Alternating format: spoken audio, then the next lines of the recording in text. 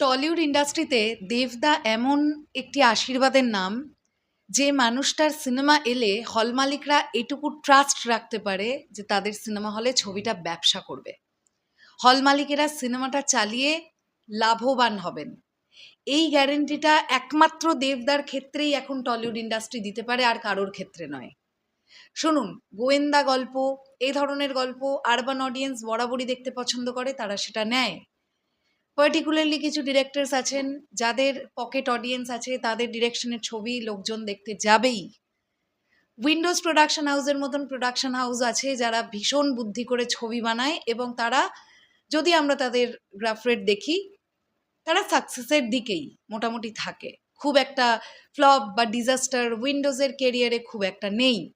কিন্তু এত কিছুর পরেও সবচাইতে ভিন্নভাবে বারংবার নিজেকে প্রেজেন্ট করার যে তাগিদ দেবদা দেখাচ্ছেন, আর দেশু 7 দেবদার একটা আলাদাই চ্যালেঞ্জিং প্রজেক্ট। কেননা ডিরেক্টরের আসনে যখন দেবদা নিজে, তখন এই সিনেমাটা দেবদার কাছেও অনেকটা স্পেশাল। একজন ডিরেক্টরের কাছে তার সিনেমাটা হয় তার নিজের সন্তানের মতন। দেশু 7 এই সিনেমাটা দেবদার কাছে একদম নিজের সন্তানের মতন।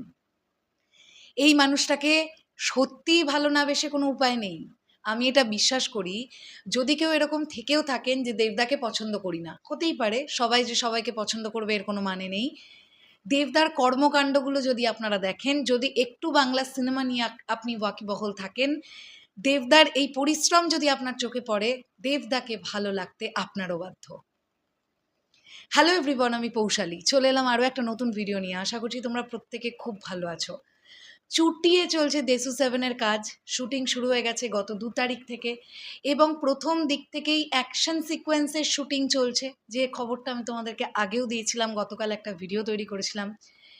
এসবিএফের কর্ণধার মহেন্দ্র সোনি তিনি গতকাল একটি ছবি পোস্ট করেন, যেখানে ডিরেক্টরের আসনে দেবদাকে দেখতে পাওয়া যাচ্ছে। দেবদা শট নিচ্ছেন, এবং ছবিটাকে যদি তোমরা একটু জুম করে দেখো, এখানে এক্স্যাক্টলি আমার মনে হয় একজন ভদ্রলোককে ফ্রেমে দেখা যাচ্ছে, তিনি কিছু একটা দেখছেন বা পড়ছেন, এই ধরনের কিছু একটা।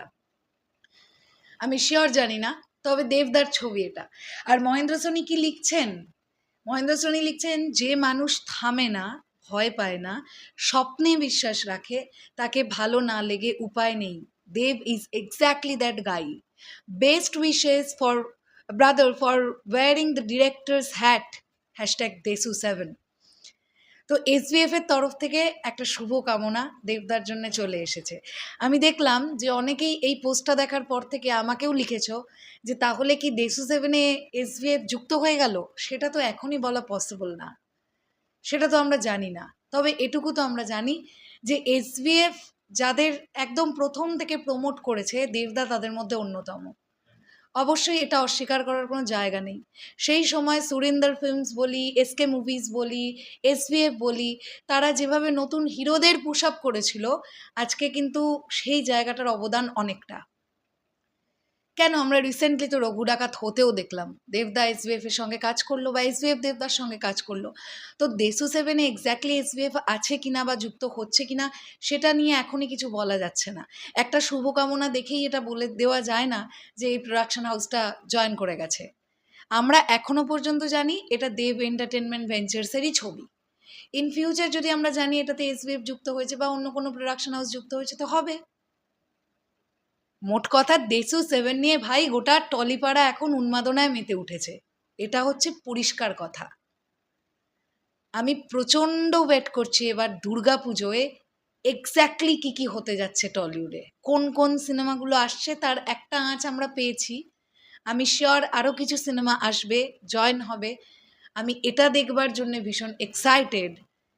দেশু 7-কে আবার এখনকার একটা সিনেমায় দর্শক বড় পর্দায় দেখবার জন্য কতটা এক্সাইটেড, সেটা অডিয়েন্সই বুঝিয়ে দেবে, বক্স অফিসে বুঝিয়ে দেবে। শুধু মন থেকে চাই গল্পটা যেন ভালো হয়, কারণ আজকের দিনে একটা সিনেমা ওয়ার্ক করবার জন্য স্টোরি প্রচণ্ড ইম্পর্ট্যান্ট। আমি আশা রাখছি দেশু 7-এর গল্পটা ভালো হবে। শেষ করলাম ভিডিওটা। তোমাদের কি বক্তব্য এই পুরো বিষয়টাকে নিয়ে কমেন্ট সেকশনে জানিও। তাহলে এখনের জন্যে টাটা।